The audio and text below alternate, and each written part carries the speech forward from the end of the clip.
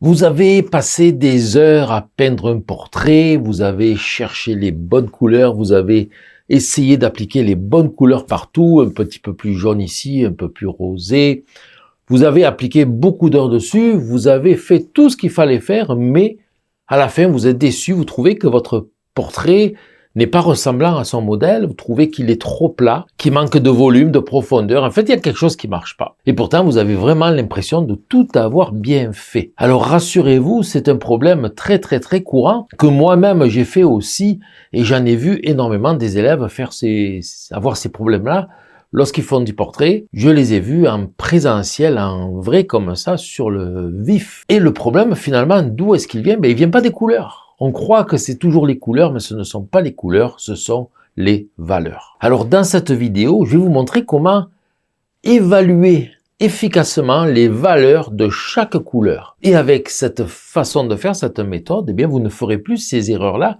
Vous ne rencontrerez plus ces problèmes où les valeurs sont fausses de vos couleurs. Attention, les valeurs de vos couleurs et vos portraits ne ressortent pas bien. On parle des portraits, mais c'est bon pour tout. Les natures mortes, les paysages, les fleurs, les scènes de vie, absolument tout. J'ai nommé les portraits au début parce que c'est vraiment très flagrant dans ce sujet-là, mais on retrouve le même problème dans tous les sujets de peinture. Alors, dans cette vidéo, je vais vous expliquer comment bien évaluer les valeurs de chaque couleur. Je vais vous faire des démonstrations ici sur la palette. Comme ça, vous allez pouvoir bien comprendre, bien appliquer cette méthode, cette technique-là. En fait, il y a plusieurs méthodes et vous allez avoir des portraits qui seront beaucoup plus beaux, beaucoup plus volumineux, beaucoup plus vivants, beaucoup plus réalistes. Mais juste avant, j'ai ce petit cadeau pour vous. J'ai créé un e-book gratuit en PDF qui s'appelle Palette Parfaite. Il vous montre comment harmoniser vos couleurs, éviter les mélanges boueux et créer des teintes lumineuses facilement. Vous pouvez le télécharger gratuitement dès maintenant. Le lien est juste en dessous de la vidéo dans la description. Alors tout d'abord, qu'est-ce que la valeur d'une couleur? Eh bien la valeur, c'est son degré d'obscurité ou de clarté. C'est plus clair ou c'est plus foncé. Et parfois pour des couleurs, c'est difficile à déterminer parce que justement des couleurs peuvent être vives, fortes. Et c'est plus difficile à ce moment-là de distinguer la valeur de cette couleur-là. Par exemple ici, nous avons ici un orange et ici un bleu outre-mer. Alors laquelle des deux est plus claire? C'est assez facile, là, on le voit très bien, l'orange est plus clair que le bleu. Le bleu outre-mer est plus foncé. Donc là, on peut le faire, l'estimer sans hésitation. Mais c'est pas toujours le cas. Alors la première méthode pour bien évaluer une valeur d'une couleur, c'est d'utiliser la charte de gris. La charte de gris, c'est ceci, voilà, c'est une échelle qui va de 1 à 10. Ici, le 1, c'est le blanc, le 10, c'est le noir. Je l'ai imprimé sur du papier d'imprimante. Et donc là, on peut voir vraiment 10 degrés de valeur, ce qu'on appelle une échelle de gris. Je l'ai imprimé, je l'ai faite avec l'imprimante sur un papier blanc. Et là, bien sûr, le noir n'est pas profondément noir. Alors, on en trouve dans le commerce. Vous connaissez le cercle chromatique, la roue des couleurs? Eh bien là, vous pouvez voir ici l'échelle de gris. On a une partie ici et une autre partie là. Ici, le blanc, c'est 10. Et on s'en va tranquillement vers la valeur 6. On reprend ici la 5, la 4, la 3, la 2 et la 1, c'est le noir. Donc du 1 au 10, du noir au blanc. C'est pas important que le noir soit le 10 ou le blanc soit le 10, c'est pas grave. L'essentiel, c'est d'avoir une échelle de 10 degrés environ. Ils vendent des petits ustensiles dans le commerce, comme par exemple ici, c'est un outil pour faire du cadrage lorsqu'on est dehors, qu'on fait de la peinture sur le motif.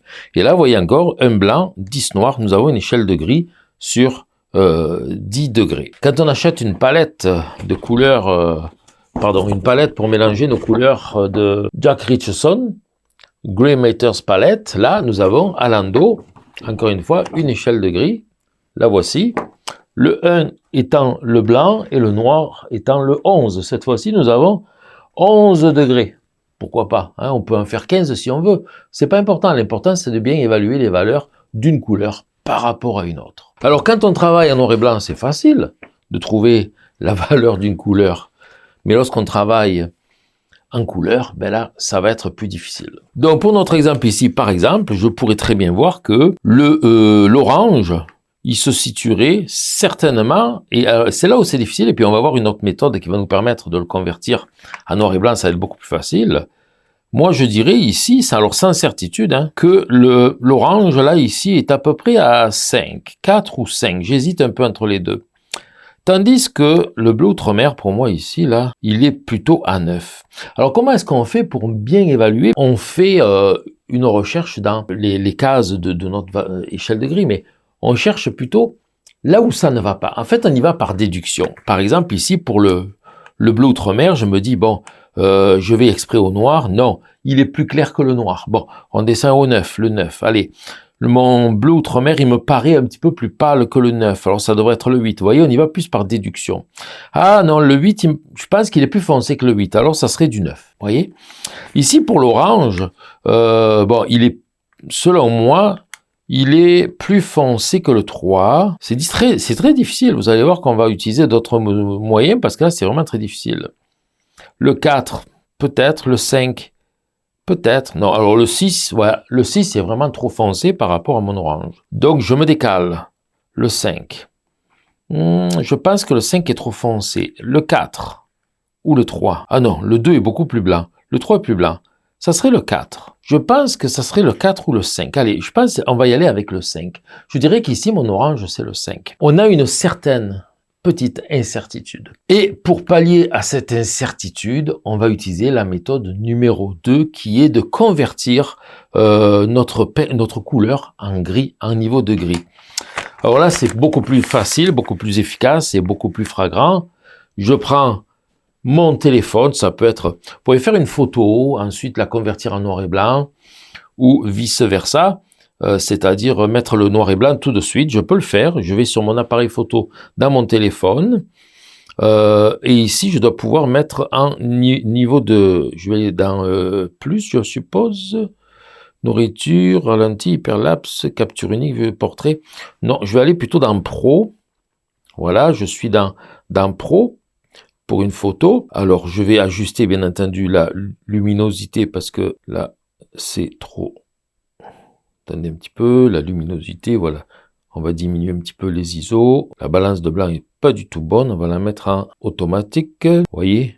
Voilà. Alors là, il faut que je dézoome un petit peu. Donc là, je me retrouve avec une photo en couleur. Alors, peut-être que vous avez ça dans votre téléphone. Pour les photos, voilà, nous avons des fonctions. Je vais dézoomer un petit peu parce que là, c'est trop. Voilà, je vais dézoomer un peu. Je veux mettre ma photo en noir et blanc ici. Donc, je suis dans Photo. Je m'en vais dans les options. Et ici, nous avons des histoires de filtres. Là, vous voyez, des effets de filtres. Et dans les filtres, il y en a un là-bas au fond, là, complètement au bout. C'est obscurité, non, ombre, non, noir et blanc. Voilà. Noir et blanc. Voilà, je suis en noir et blanc. Je peux même prendre la photo. Voilà, j'ai pris la photo. Et là, je m'aperçois, si je regarde bien, puis je peux aller voir la photo en vrai aussi, je m'aperçois que l'orange, ici, là, il est entre 4 et 5. Il est un petit peu entre les deux. Voilà pourquoi j'avais un petit peu du mal à le voir. Puis effectivement, c'est vrai que on a une échelle de 10, mais on pourrait très bien en avoir 20 et être plus précis. Donc, on peut tomber sur une couleur qui va être entre le 4 et le 5, comme c'est le cas ici. Quant au bleu outre-mer, ici, il me sort comme étant du 10, il me sort comme étant du noir, complètement noir, sur mon échelle de gris. Alors, il est évident que l'échelle de gris que j'ai imprimée n'est pas très précise. Je pourrais y aller avec une échelle de gris, ici, du commerce, ce qui me permettrait de vérifier à nouveau. Effectivement, il y a aussi un petit peu de brillance. J'ai vraiment beaucoup de projecteurs ici. Je me suis fait un petit peu d'ombre. Voilà. Donc, effectivement, le bleu outre-mer, il paraît vraiment comme du noir, actuellement ici. Donc, ça, transférer nos couleurs en noir et blanc avec un téléphone ou à l'écran de l'ordinateur, c'est faisable, mais sur le moment, on n'est pas toujours équipé. On n'a peut-être pas le téléphone sur nous. On n'a peut-être pas la bonne application. On a du mal avec la technologie. Alors, on va y aller avec la méthode numéro 3, que j'aime beaucoup. Pour moi, c'est ma préférée, peut-être un peu moins sûre que la photo, noir et blanc, mais c'est ma préférée, c'est de plisser les yeux. Et lorsque je plisse les yeux, lorsqu'on plisse les yeux, qu'on regarde à travers nos cils, ce que nous voyons est moins détaillé. C'est-à-dire que les demi-tons, les demi-teintes vont disparaître pour laisser des teintes plus générales. Et là, je vais mieux voir. Alors, quand je plisse les yeux autant pour la couleur que pour l'échelle de gris. Les deux. Donc, ça va permettre de... Et d'ailleurs, lorsqu'on plisse les yeux sur une échelle de gris, vous allez voir que, faites l'expérience, plissez les yeux sur une échelle de gris. Je vais prendre même celle-là, qui est imprimé et on s'aperçoit que les écarts entre chaque degré de l'échelle, les écarts diminuent. Donc on a vraiment une simplification et là ça va nous permettre ici par exemple, en plissant les yeux, on peut voir donc effectivement que l'orange, il est un petit peu plus foncé que le 4, un petit peu plus clair que le 5, donc c'est un entre les deux. Voilà. Et le bleu outre-mer, effectivement, là il faut que j'aille plus loin, plus loin. Moi, je vous dirais c'est 9 ou 10 pour le bleu outre-mer et non pas 7 ou 8 comme je pensais au début. Donc, avec cette méthode, la numéro 3, personnellement, c'est ma préférée. On peut la faire partout, peu importe qu'on soit équipé ou non d'un téléphone. Et c'est efficace, c'est assez efficace et je m'en sers beaucoup lorsque je suis en extérieur, par exemple, pour faire du paysage. Alors, nous allons faire un petit exercice. Je rajoute quelques couleurs sur ma palette. Alors, je vais mettre un petit peu de ces couleurs sur une feuille de papier. Faire comme des petits carrés. Après, on va faire quelques exercices pour la couleur de peau. Mais commençons avec celui-ci. Donc là, j'ai mis de l'ocre jaune. On va mettre un peu de bleu outre-mer. Mais là, avec le papier blanc dessous, un peu de transparence, il devient plus clair que quand je l'avais sur la palette. Un petit peu de cramoisi d'alizarine, un petit peu de vert émeraude et un petit peu de violet de dioxazine. Je suis en acrylique, comme ça sèche vite. Et je risquerai moins de me salir et de salir mon échelle de gris. Donc, on pourrait très bien prendre une photo de tout ça, le mettre en gris, puis après évaluer qu'est-ce qui est plus foncé, qu'est-ce qui est plus clair avec l'échelle de gris à côté, comme on peut le faire tout de suite avec la méthode des yeux plissés, où se situerait par exemple, on va commencer avec l'ocre jaune. Sur mon échelle imprimée, moi là, je présente l'échelle de gris, je plisse les yeux, puis après on va le vérifier en mettant ça en noir et blanc. Il est évident que vous voyez le 7 c'est bien trop foncé, le 6 on n'est pas loin, le 5 me paraît trop clair, donc ça serait du 6. Moi ici, sur mon échelle de gris, ici je marquerai 6. Ensuite le bleu outre-mer, là on l'a vu qui était noir là. Là ça va, c'est plus clair parce qu'il y a du blanc, le blanc du papier qui traverse en dessous. J'ai les yeux très plissés. J'hésite entre le 7 et le 8, mais j'irai avec le 8 ici. Le cramoisi d'alizarine, c'est très foncé aussi. Je plisse beaucoup les yeux, alors le 5 est trop clair. Le 6 aussi, ça serait du 7 ou du 8. Le 9, je dirais encore du 8 ici. Le vert émeraude, ici, il me paraît plus clair. Vous voyez, donc là, le 6, il est trop clair pour le vert émeraude. Le 7, il est trop foncé, on dirait. Attention, c'est une question d'éclairage aussi. Je vais mettre comme ça, peut-être pour pas avoir l'ombre de mon papier. Ah, mon Dieu, que c'est mieux comme ça, je vois beaucoup mieux, vous voyez. Ouais, le 8 est trop foncé. 6 ou 7. 7, ça serait du 7. Et le violet, alors de suite, vous voyez, je glisse le 7 qui est trop clair, donc ça serait du 8. Ici aussi du 8. Je fais une petite vérification, là. Ici, ça serait 7 ou 8, je sais pas, 7 ou 8. Maintenant que je suis du bon côté, je vais vous faire rire un petit peu. Parce que pendant que je fais ça, moi, je suis en couleur, là. Je vous mets la vidéo, là, au montage, je la mets en noir et blanc. Comme ça, vous allez pouvoir voir la vérité et vous allez pouvoir savoir si j'ai juste ou si j'ai faux. Voilà. C'est bon? Alors, amusez-vous. Donc ici, je pense que j'avais mis 8, mais là, j'hésite entre 6, 7, 8. Oh, c'est du 7. 7, 8, 7. C'est du 7. Si c'est pas du 8, ça serait du 7. Je vérifie l'ocre jaune. Ah, ça, c'est trop clair. Ah, ça serait du 6. C'est bon. J'avais bien évalué le 6. Voilà. Selon moi, c'est ça. Alors, peut-être que j'ai fait des erreurs. Là, vous le savez, parce que je vous ai montré ça en noir et blanc. Mais moi, je n'ai pas la solution exacte pour l'instant. Et c'est ça qui est bien, c'est ça qui est amusant, parce que on a quand même un petit peu droit à l'erreur légèrement, mais lorsqu'on va faire du portrait, ce qui est important, c'est d'avoir une bonne évaluation des valeurs de couleurs qu'on met, l'une par rapport à l'autre. C'est toujours pareil, attention, c'est toujours l'une par rapport à l'autre. Si j'ai un côté du visage dans la lumière et l'autre dans l'ombre, c'est là où on va devoir avoir les bons écarts de valeur entre l'ombre et la lumière. Et là, ce que vous pouvez faire, c'est sur votre photo de modèle, c'est évaluer ces valeurs-là. Si vous avez une photo d'un modèle en couleur, vous pouvez le mettre en noir et blanc. Regardez les valeurs de 1 à 10 pour telle couleur, telle couleur, telle couleur. Et après ça, vous faites votre peinture, vous la prenez en photo en noir et blanc, vous regardez si les valeurs sont correspondantes ou non, sinon c'est là où il faut corriger. C'est incroyable combien les valeurs sont importantes en peinture et combien de fois dans mes cours en présentiel, je disais aux élèves, non mais là c'est pas assez foncé, pas assez foncé, fonce encore.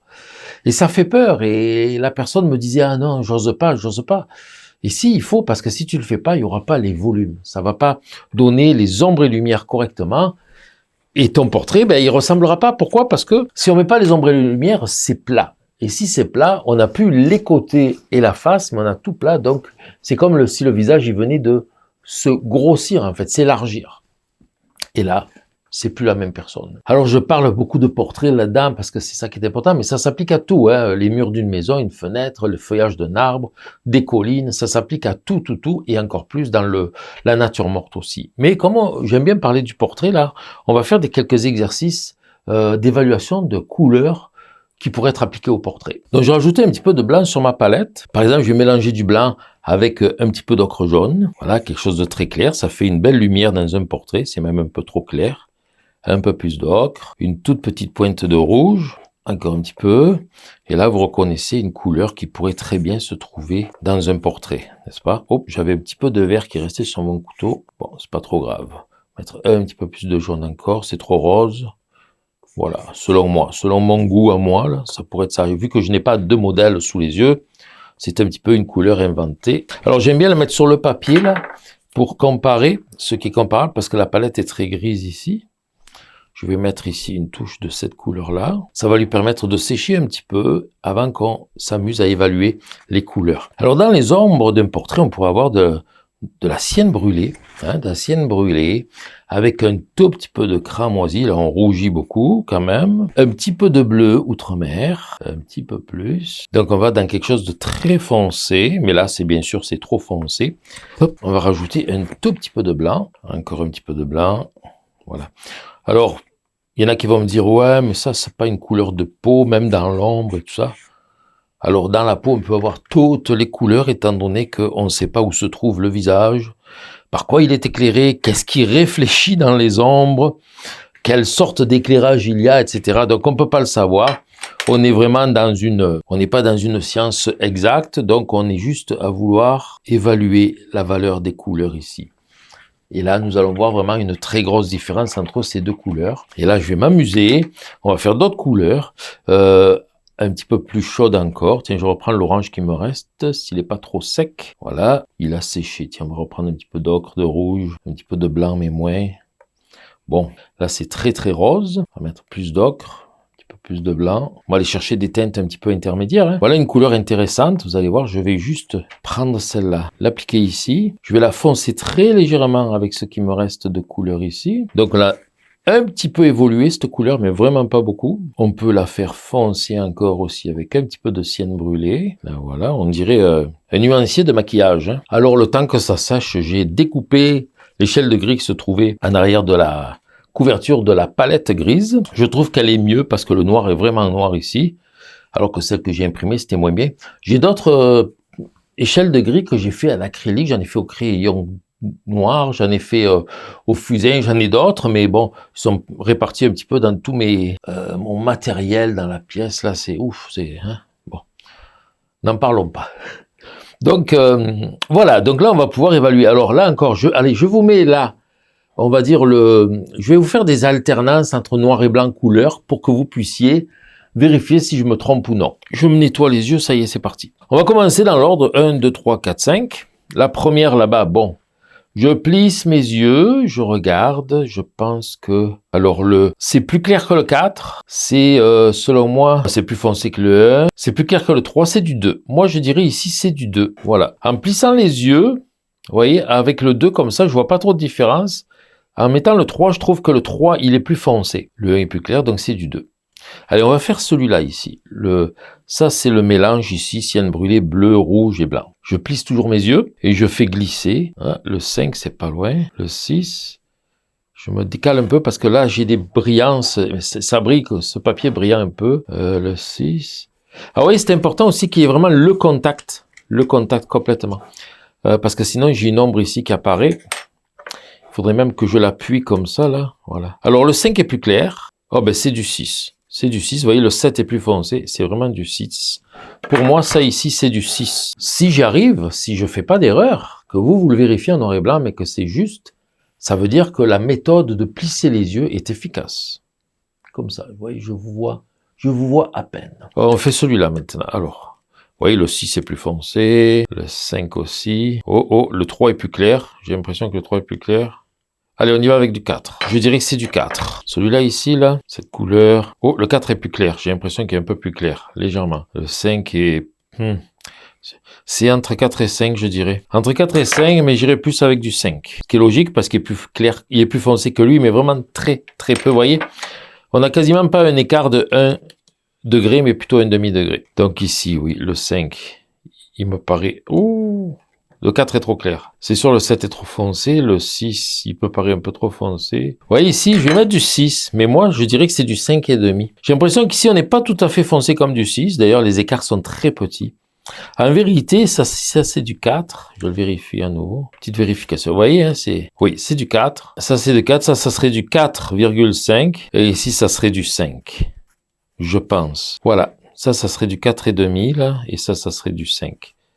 Voilà. On est rendu à des demi-degrés parce que les écarts sont très minces entre les valeurs ici. Le but de l'exercice, c'est d'arriver à évaluer les valeurs.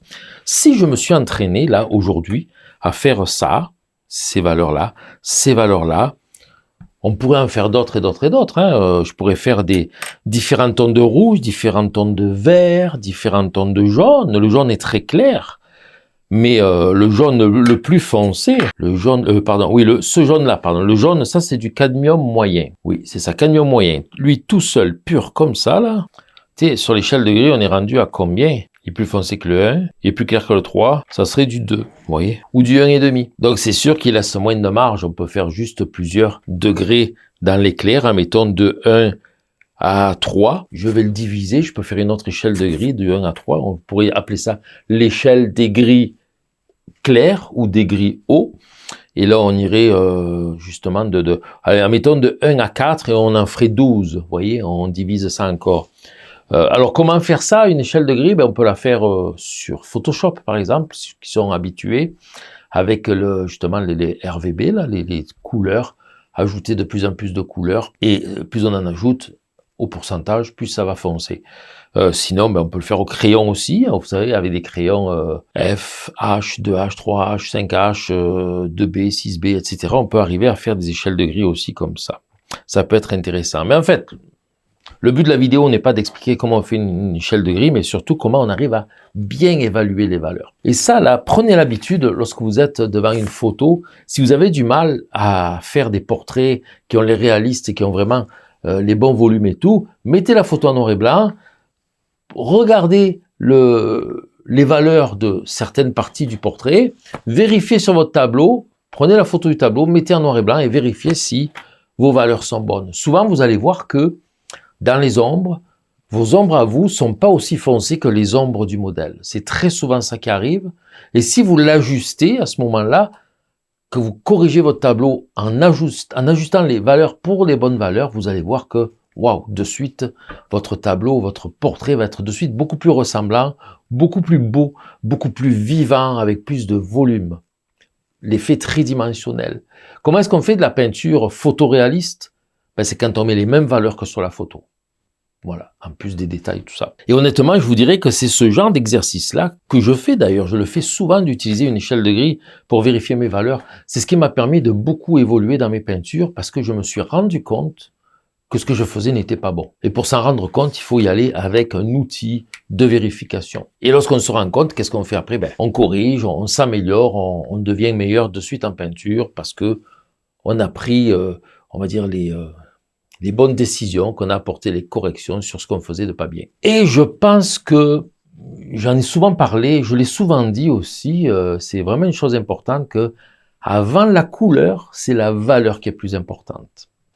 On a beau faire les bonnes couleurs pour un visage, c'est peut-être un peu plus rosé, c'est peut-être un petit peu plus jaune, on n'a pas exactement la bonne couleur, mais c'est pas grave si les valeurs, elles, sont bonnes. C'est vraiment très important. La valeur passe avant la couleur. Si la valeur est bonne, votre tableau sera bien, sera beau, ça va être harmonieux, ça va être vivant, ça va être réaliste.